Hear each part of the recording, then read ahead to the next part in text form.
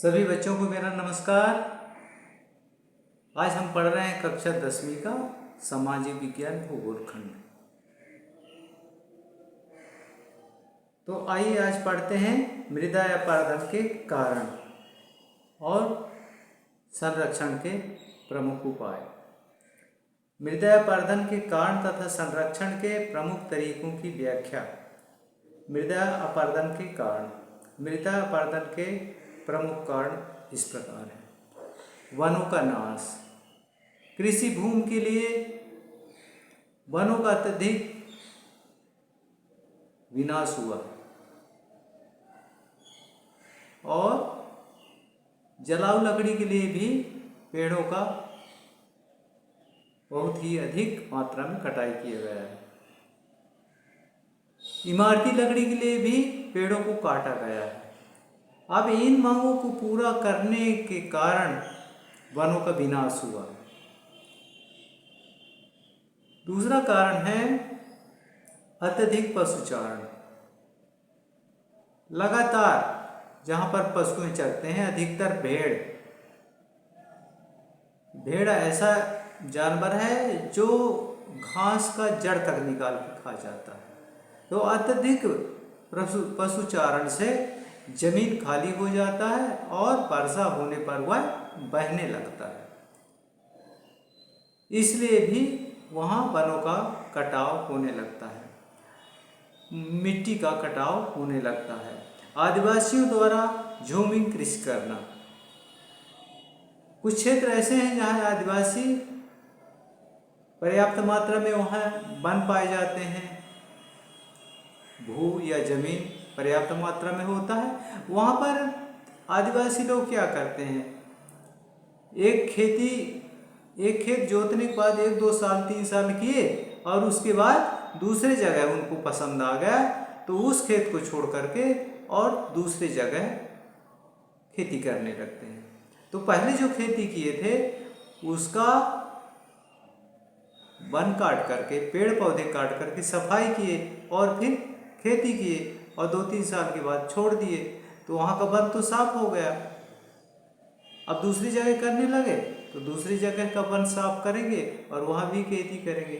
फिर वहाँ भी पसंद नहीं आया, उपज कम होने लगा तो तीसरी जगह। तो इस प्रकार करके कई जगह के वो वनों को साफ कर देते हैं, जिसके कारण भूमि का कटाव बढ़ जाता है। फिर है चौथा, पवन अपरदन। अब जब पेड़ पौधे साफ हो गए, घास पशुओं के द्वारा चर लिया गया और वह रेतीली मिट्टी है, यदि रेतीली मिट्टी है तो वहाँ पर मरुस्थल का रूप धारण कर लेगा। यहाँ पर पेड़ पौधे नहीं रहेंगे, घास नहीं रहेंगे तो वह रेतीली भूमि मरुस्थल का रूप धारण कर लेता है और वहाँ तेज हवाओं के द्वारा मिट्टी एक स्थान से दूसरे स्थान में उड़ उड़ के जाने लगती है। तो ये कहलाता है पवन अपरदन। भारी वर्षा। मिट्टी का कटाव जो है, बहुत तेज बारिश होने के कारण जहाँ पेड़ पौधे नहीं हैं, जहाँ वनस्पति नहीं है, जहाँ घास नहीं है, वहाँ पर तेज बारिश होने की वजह से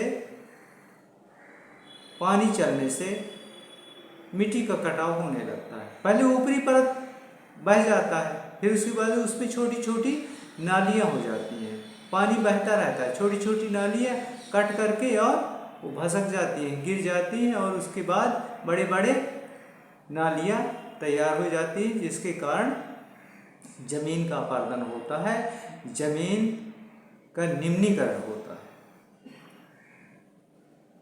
अब आता है मृदा संरक्षण।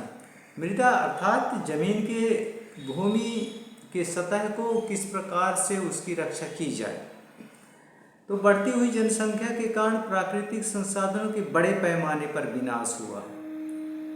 जनसंख्या बढ़ा तो खेती का एरिया बढ़ा, खेती का एरिया बढ़ा, फैक्ट्रियों का एरिया बढ़ा, कॉलोनी जहाँ खुलते हैं वहाँ भी कई किलोमीटर के जंगल साफ कर दिए जाते हैं। तो बढ़ती हुई जनसंख्या के कारण प्राकृतिक संसाधनों का, प्राकृतिक संसाधन मतलब पेड़ पौधे आदि, बड़े पैमाने पर विनाश हुआ। अनेक प्राकृतिक संसाधनों के नष्ट होने का खतरा पैदा हो गया। प्राकृतिक संसाधन वही होते हैं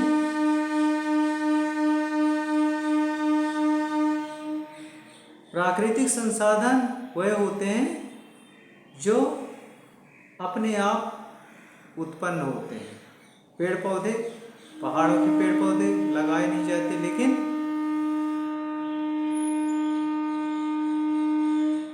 उत्पन्न हो जाते हैं। इसलिए मृदा संरक्षण द्वारा विनाश को रोकना आवश्यक है। मृदा संरक्षण के लिए कुछ उपाय किए गए हैं जो इस प्रकार है। पहला है मिट्टी की उर्वरता बनाए रखने के लिए वैज्ञानिक तरीकों को अपनाना। मिट्टी जो खेती किसान करते हैं तो उस मिट्टी में खाद का उपयोग जो है तो वैज्ञानिकों के सलाह से करना चाहिए। जो डीएपी खाद है, इस प्रकार की खाद अत्यधिक प्रयोग करने से जमीन का जो जटिलता है, जमीन का जो भू का मिट्टी का जो पकड़ है वह भुरभुरा टाइप का हो जाता है और वह अधिक कटाव होने लगता है। मिट्टी की उर्वरता को बनाए रखने के लिए रासायनिक उर्वरकों के साथ साथ जैविक खादों का भी प्रयोग करना चाहिए। मिट्टी में उर्वरता मतलब मिट्टी का उत्पादकता बढ़ाए रखने के लिए उसमें रासायनिक खाद के साथ साथ जैसे गोबर का खाद हो गया है, वर्मी कंपोस्ट हो गया, इस प्रकार खाद का उपयोग करना चाहिए जिससे रासायनिक खाद की मात्रा कम हो और मिट्टी की रक्षा किया जा सके। तीसरा कारण है वृक्ष लगाकर मृदा अपरदन रोकना। पेड़ भी लगाइए, पौधे भी लगाइए, तो इससे भी मृदा अर्थात भूमि के ऊपरी परत की रक्षा की जा सकती है। नदियों पर बांध बनाकर जल के तीव्र प्रवाह को रोककर, जो नदियाँ तेज धार बहती हैं और नदियाँ अपने आसपास के खेतों का, जमीन का मिट्टी बहाकर और नीचे ले जाती हैं, इसलिए नदियों में बीच बीच में बांध बनाकर और मिट्टी के कटाव को रोका जा सकता है। पर्वतीय भागों में सीढ़ी नुमा खेत बनाना। जहाँ एकदम से ढलान में खेती लोग करते हैं तो उसमें बीच बीच में सीढ़ी के आकार का मेड़ बना दिया जाए और उसमें खेती किया जाए ताकि एकदम से तेज बहाव को रोका जा सके। ग्रामीण खेतों में चारागाहों का विकास करना। ग्रामीण खेतों में जहाँ खाली मैदान पड़े हैं, एकदम मरुस्थल जैसे हैं, वहाँ पर सिंचाई करके चारागाहों का विकास करना चाहिए जिससे मृदा संरक्षण हो सके, मृदा का विनाश कम हो सके। तो ये रहा मृदा अपरदन के कारण और मृदा अपरदन को रोकने के उपाय। मृदा समझ गए? मृदा धरती के, भूमि के, पृथ्वी के ऊपरी सतह जिसमें खेती की जाती है उस परत को मृदा कहते हैं। और अपरदन का अर्थ है क्षरण अर्थात भूमि का कटाव, भूमि का बहाव। तो ये हो गया मृदा अपरदन के कारण तथा संरक्षण के प्रमुख उपाय। वीडियो देखने के लिए बहुत बहुत धन्यवाद। तब तक के लिए धन्यवाद।